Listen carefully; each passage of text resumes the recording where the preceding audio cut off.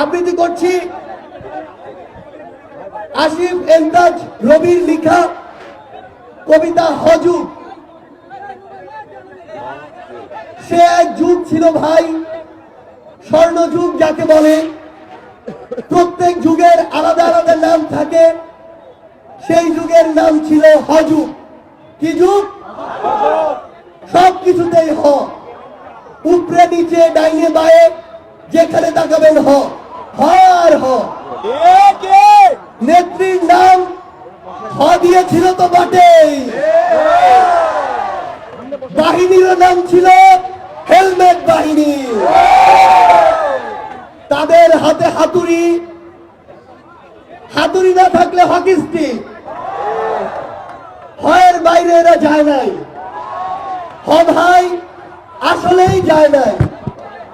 এমনকি সেই হজুগে দেশের সবচেয়ে বিখ্যাত হোটেলের নামও ছিল হ দিয়ে, হারুনের ভাতের হোটেল।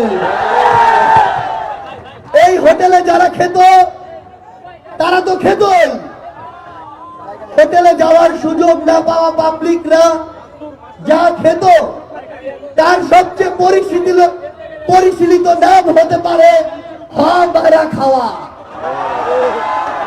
কি হতে পারে? হ যুগে পত্র পত্রিকা, টিভি ফিভি বলে কিছুই ছিল না। যা ছিল তার নামও ছিল হ দিয়ে, হলুদ সাংবাদিকতা। এর বাইরে হিংসা, হানাহানি, হুমকি, হুঙ্কার, হত্যা এসব ছোটখাটো হয়ের দাপত্য ছিলই। 15 বছর পর হজুগের সমাপ্তি ঘটল।